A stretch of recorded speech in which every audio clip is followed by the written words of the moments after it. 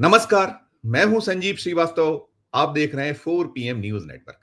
मित्रों, भारत और पाकिस्तान के बीच संघर्ष विराम को 8 दिनों से ज्यादा का समय हो चुका है।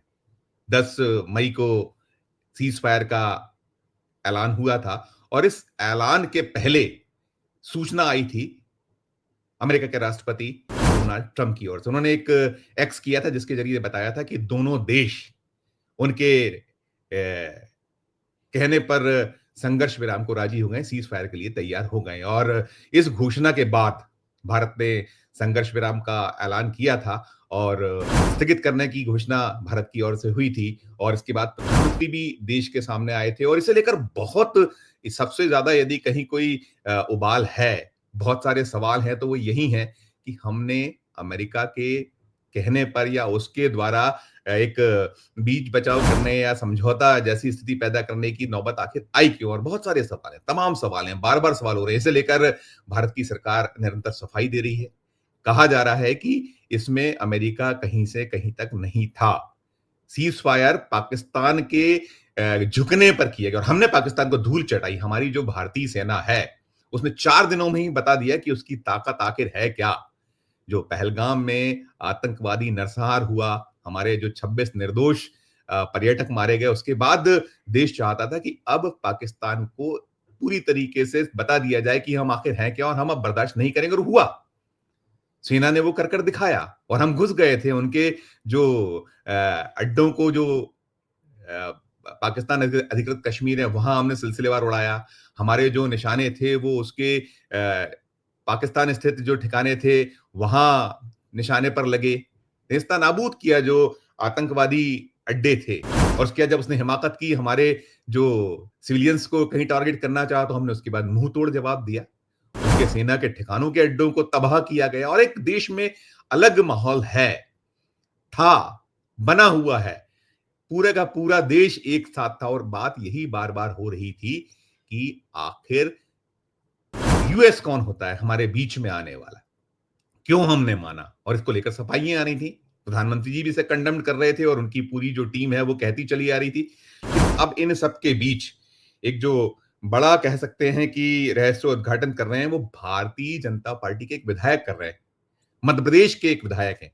उन्होंने क्या कुछ कहा है, सुनिएगा आप तो चौंक जाइएगा। सुनिए आप पहले। 1973 और 63 की जो लड़ाई लड़ी और पाकिस्तान को हमेशा धूल चटाने का काम किया है।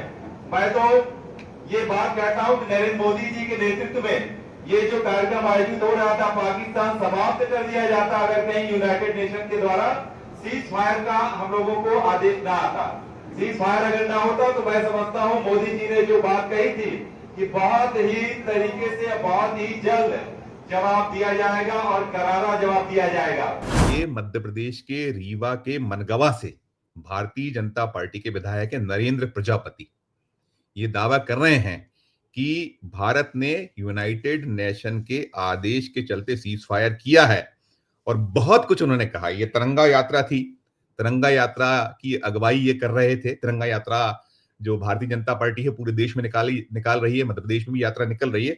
और उसी यात्रा में आपने उनकी पूरी की पूरा आपने उनका जो बयान है उसको सुना। मैं एक बार पढ़ देता हूं कि वो क्या कुछ कह रहे हैं। हालांकि उन्होंने कुछ जो सन है, हमने जो पहले लड़ाइयां जीती हैं, उसको कहीं गलत उसके जो है सन उल्लेख किए हैं। जैसे उन्होंने कहा, पूरा उनका जो वक्तव्य है वो कह रहे हैं भारत ने 1973-63 की जो लड़ाई लड़ी, जबकि 71 और 65 की लड़ाई थी पाकिस्तान से, उसमें हमेशा पाकिस्तान को धूल चटाने का काम किया।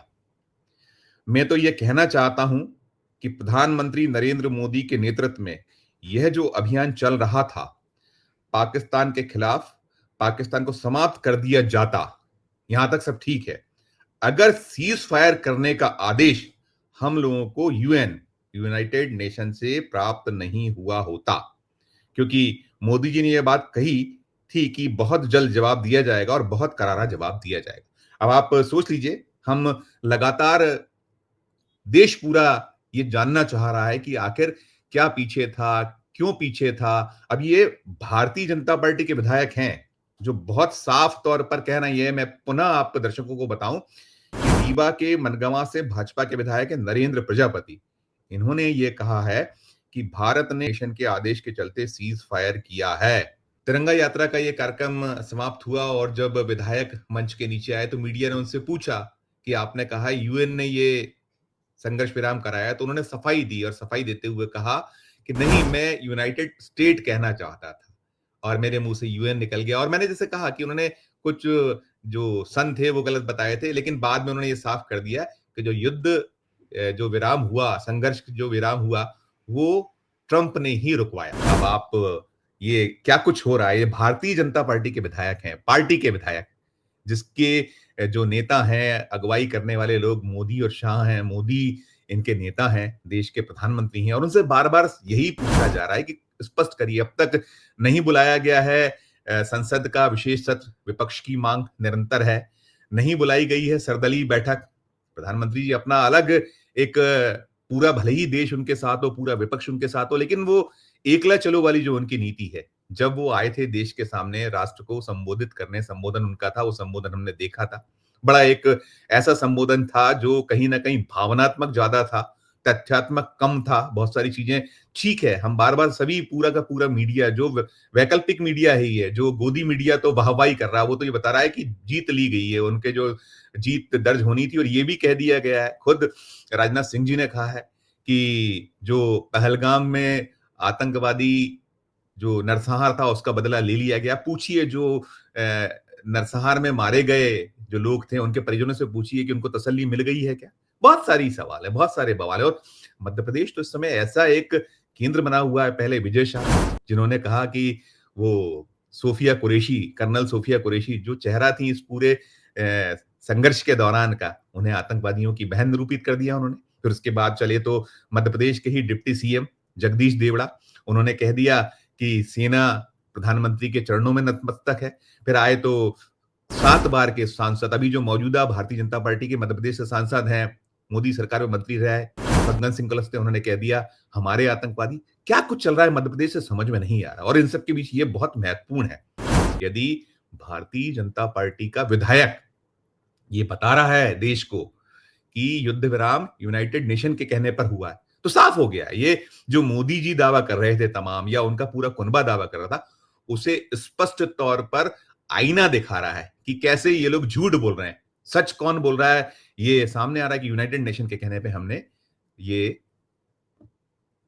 युद्ध विराम किया है, स्थगित किया है, ये निकलकर सामने आ रहा है। तो दोस्तों आप ही फैसला कीजिएगा, ये जो हो रहा है, निकल रहा है, मोदी जी कुछ कहते हैं, उनकी टीम कुछ कहती है, सच्चाई क्या है? फैसला आप कीजिएगा, टिप्पणी कीजिएगा इस वीडियो के कमेंट बॉक्स में जाके और खबर अच्छी लगे तो चैनल को लाइक कीजिएगा, सब्सक्राइब कीजिएगा, ज्वाइन का बटन दबाइएगा तो और हमारी सुलभ होगी। प्यार और स्नेह बनाए रखिए और देखते रहिए 4 PM न्यूज़ नेटवर्क। धन्यवाद, नमस्कार।